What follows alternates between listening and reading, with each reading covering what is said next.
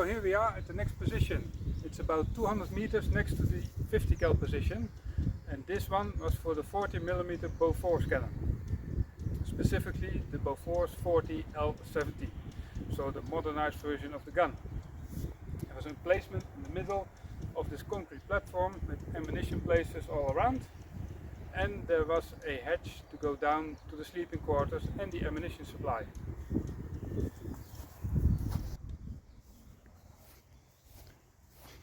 So here you can see all the ammunition storage places. They're all around. And again with a speaking tube, so you could communicate with the guys downstairs. In the corner the hatch to go down, and in the other corner another hatch to go down. On the sides, ventilation exits,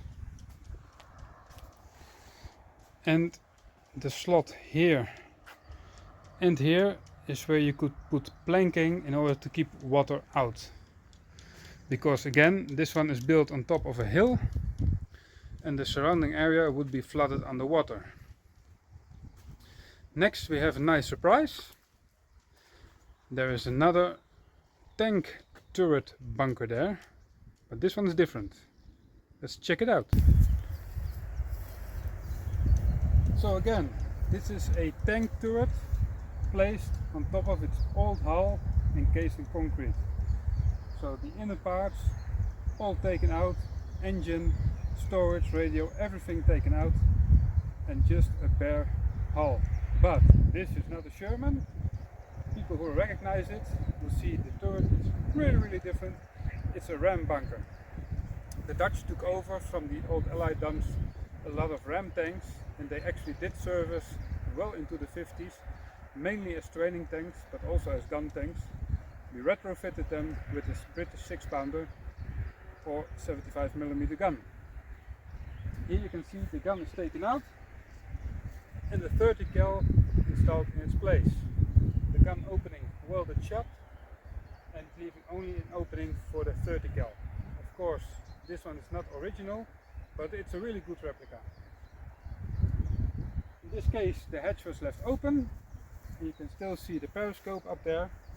As all the other holes are welded shut, I suspect they used the periscope to see where the tracers were going to aim the gun.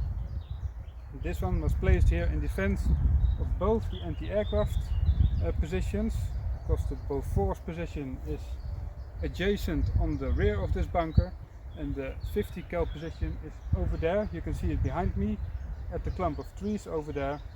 So this machine gun position could cover both of these positions very good. The Sherman Firefly position is about 200 meters that way, so protection all around from the anti-tank gun of the Firefly and the machine gun, and of course the 40mm Bofors and the Quad 50. Because all of these guns could also be lowered down to anti-personnel levels. So here we are at another location of the Ijssel-line. We are roughly 1 kilometer away from the 50 cal position and the Bofors position, and here we've got a unique situation with two tank bunkers side by side to protect a railway crossing. Where is it, you might ask? It's right behind the camera. I'll show it to you in a minute. On the right side we have a ram bunker with a 30 cal installed in it, and on the other one would be a Firefly turret with a 17-pounder anti-tank gun. So together it would be quite a strong position, as strong as can be for post-war use, but still for Dutch terms quite a strong position. I'll take you with me for a close-up and then we go on to the next one. So here in front of us we've got the ram bunker. The grass is a bit high, but you can see it clearly there. And right next to it would be the Sherman Firefly position. Quite a narrow road, no two cars can pass through it, even today. So it holds up traffic quite nicely. Here you see the ram turret again, with hatches still in place, periscope opening in place. and the access hatch on the motor deck of the tank. As you can see, quite a nice field of fire, although the trees would have been there back then. So that does limit the field of fire. Probably they would hack it away in case of war. Turning to the other side, you can see the profile of the bunker is slightly different. They've added an extra piece of concrete to make the road more narrow. Here on the ram bunker you can see it also. It gives a very narrow passage through and extra protection for the bunker.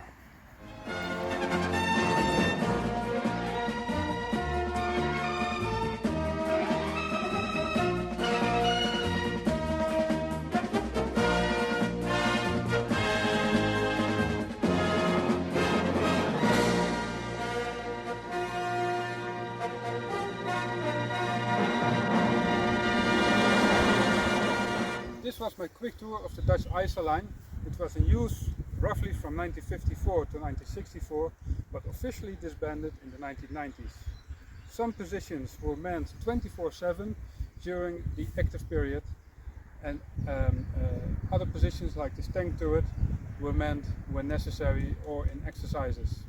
It was quite a well-kept secret, but still don't know if it would stand up against the Soviet onslaught with the Joseph Stalin tanks. It's good we didn't find out. Anyway, I hope you did like the tour of the Dutch Ijssel-line. Please subscribe and like this video. It really helps a small channel like mine. And we'll keep some more content coming your way. Stay tuned.